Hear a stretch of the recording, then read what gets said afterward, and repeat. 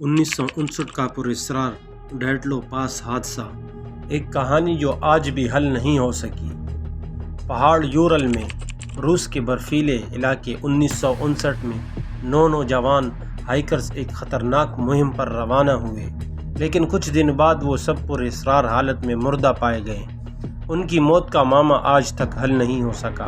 یہ ہے ڈیٹلو پاس ایکسیڈنٹ، ایک ایسا واقعہ جو حقیقت میں ہارر سے کم نہیں۔ اگر آپ ہمارے چینل پر نئے ہیں تو ہمارے چینل کو سبسکرائب کریں اور بیل آئیکن کو ضرور دبائیں تاکہ آپ کو اس طرح انفارمیشن ویڈیوز کی اپڈیٹ ملتی رہے۔ یہ ٹیم کہاں سے آئی تھی اور یہ لوگ کون تھے؟ یہ ایک گروپ تھا ایگور ڈیٹلو کی قیادت میں، جن میں ٹوٹل 9 افراد تھے۔ یہ ایک تجربہ کار ٹیم تھی، خواتین بھی شامل تھے۔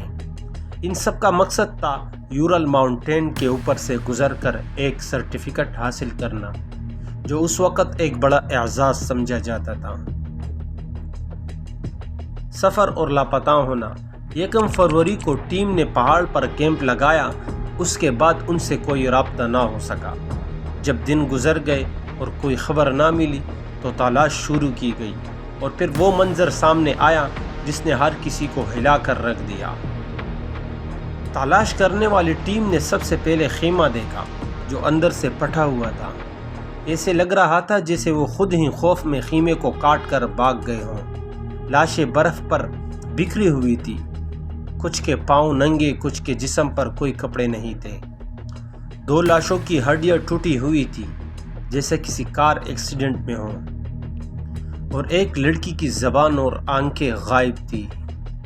لوگوں نے نظریات اور آرائیاں لگائی۔ کچھ لوگوں کا خیال ہے کہ یہ برفانی تودہ تھا، لیکن وہاں پر برفانی تودے کے کوئی نشان نہیں ملے۔ کچھ کا کہنا ہے کہ یہ فوجی تجربہ تھا، ریڈیشن بھی پایا گیا۔ دوسرے کہتے ہیں یہ UFO کا کوئی مخلوق ہو سکتی ہے، لیکن کوئی بھی ممکن ثبوت پیش نہ کر سکا۔ آج تک راز ہے اس کی وجہ کیا۔ روس نے اس کیس پر برسوں پردہ ڈال رکھا ہے۔ اب کچھ معلومات عوام کو دی گئی ہیں، لیکن حقیقت اب بھی دھند میں چھپی ہوئی ہے۔ آج بھی ایک ایسا راز ہے جو ڈیٹلو پاس ایکسیڈنٹ سے ہر سال نئے سوالات کو جنم دیتا ہے۔ آپ کے خیال میں ان ہائیکرز کی موت کی اصل وجہ کیا تھی؟ کیا یہ کوئی فطری حادثہ تھا یا کچھ ایسا جو ہمارے عقل سے باہر ہے؟ نیچے کمنٹس میں اپنی رائے دیں، اور مزید ایسے پراسرار کہانیوں کے لیے چینل کو سبسکرائب کرنا نہ بھولیں۔ اللہ حافظ۔